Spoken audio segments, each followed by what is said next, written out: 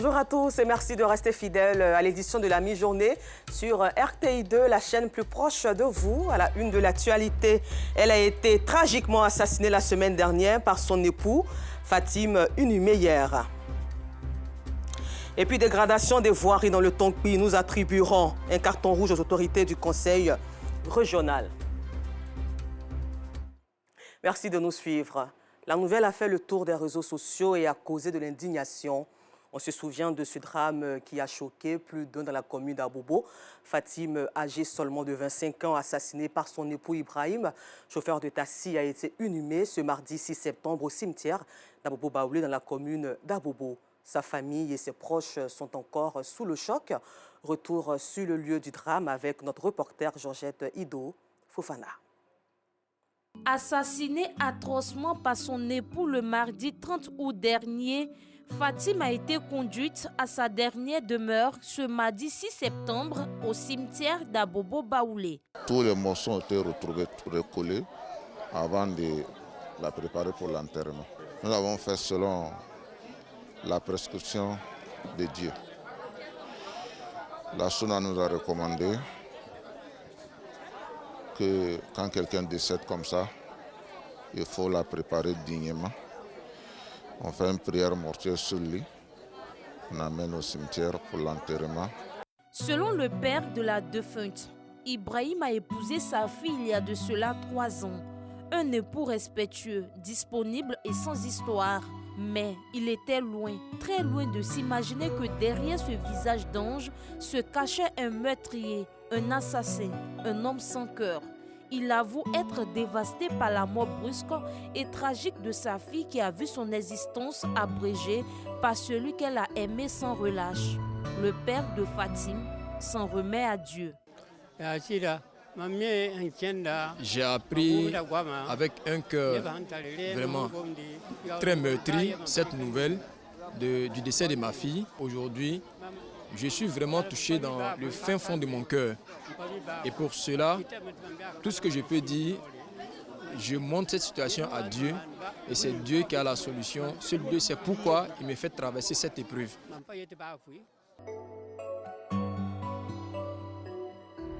Les voisins continuent de s'interroger sur les mobiles qui ont poussé cet individu à commettre ce acte ignoble et inqualifiable. Tristesse, pleurs et angoisse, tous sont meurtris et réclament justice. Depuis ça s'est passé là, ça fait une semaine, je ne dors même pas même. Quand je dors là, à partir des minuit comme ça, je vois même, ça me fait mal.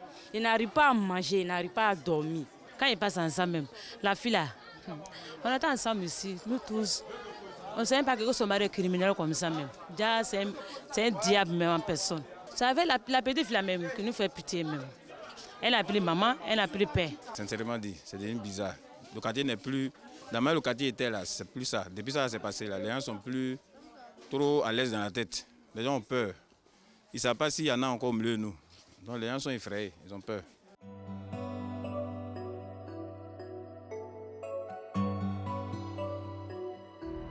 Le sang de Fatim est encore présent là où elle a perdu la vie. C'est ici, dans la chambre conjugale. Elle était âgée de 25 ans et venait d'être admise au concours de l'INFAS. Fatim laisse derrière elle une fillette de 3 ans.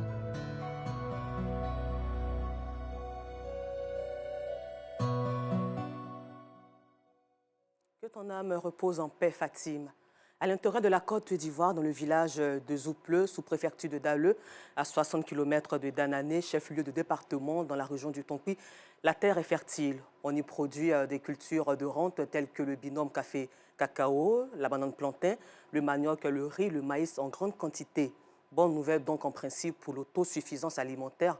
Cependant, faute de voirie praticable, ces produits périssent. Le reportage est signé Zouzou Théodore, Georgette Ido Fofana et Seydou Ouattara pour ce carton rouge. Parti de Danané à Zoupleux, un village de la sous-préfecture de Dalleux à 60 km, il faut un minimum de 4 heures de route. Crevasses boueuses en ces temps de pluie, pentes glissantes, pont de fortune, voies sinueuses, Tout semble réuni sur ce trajet pour en faire la route du calvaire où règnent en maître les mototaxis. Depuis Zéréguiné, que ce soit Dalé, Zouple, on a le même problème. Tous nos maladies là, c'est problème de route. On n'a pas de route. Et le déplacement de nos produits vivriels en allant dans la même, c'est des problèmes. Zouple, avec plus de 5000 âmes, est le grenier du département par excellence. En plus du binôme café-cacao, on y cultive toutes les cultures vivrières, surtout la banane plantain et le manioc. Spécialité des femmes organisées en groupement qui cependant ne peuvent tirer profit de leur dur labeur. Faute de voies praticables pour l'écoulement, ces produits sont vendus à vil prix. Un frein donc à leur autonomisation. Souvent, il y a 10 bananes à 25, 7 bananes à 25, 8 bananes à 25.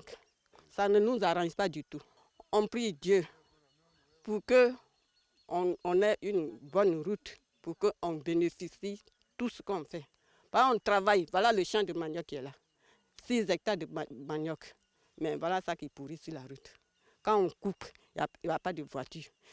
Moto-taxi aussi là, ça ne nous arrange pas. C'est trop cher.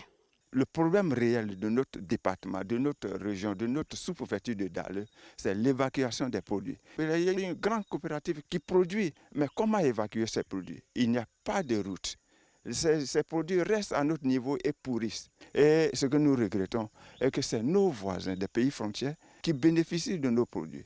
Alors que nous aurions voulu que notre pays, la Côte d'Ivoire, bénéficie des produits que nous produisons. Ces voies d'accès impraticables impactent aussi négativement toute autre activité commerciale dans le village. Tu prends un camion de Danané, Zouple, tu fais au moins 2, 3, 4 jours avant que ta marchandise arrive. Souvent même les bouts que vous voyez là, on décharge complètement le camion. On décharge ça dans la boue, ça se gâte. Ça arrive ici même là, c'est gâté là. C'est comme tu as tout perdu. À moins que quand ça arrive à bon port, tu te dis non, tu as fait des dépenses, tu vas te rattraper. Mais souvent même, les marchandises arrivent ici même là, on ne peut plus vendre ça à quelqu'un, c'est gâté, c'est décomposé, d'autres même restent en route.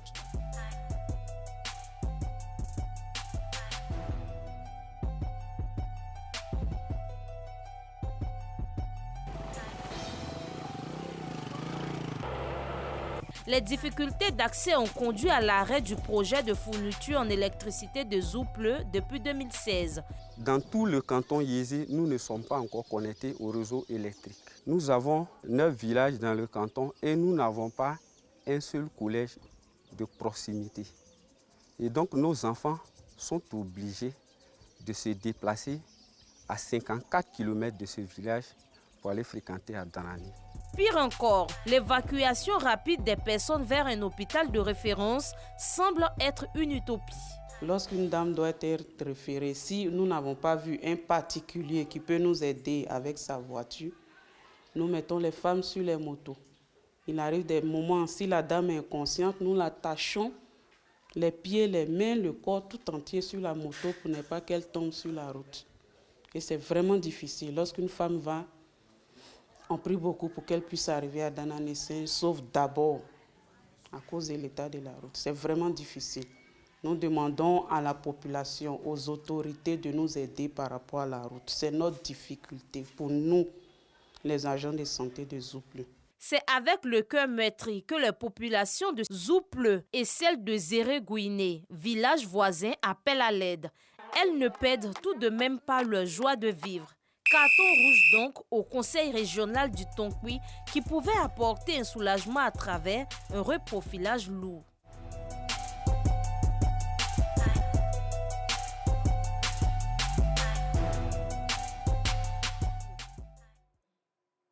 Retour à Abidjan où un phénomène gangrène le secteur de la filière viande. Il s'agit de la variation du prix du kilogramme de la viande dans les marchés d'Abidjan. D'une commune à une autre, le prix diffère. Si le kilogramme est à 3 000 francs CFA à Djamé, il est à 3 300 francs à Trècheville. Pourquoi donc tous ces changements? Le constat de Non Sangaré est commenté ici par Pagasoro Kone de Madongui. Marché Forum commune d'Adjamé. Dans ce centre commercial, le prix du kilogramme de la viande de bœuf est de 3 000 francs CFA et 4 500 pour le kilogramme de la viande de mouton. Des prix abordables selon Natacha Doué, domiciliée à Cocody de Plateau.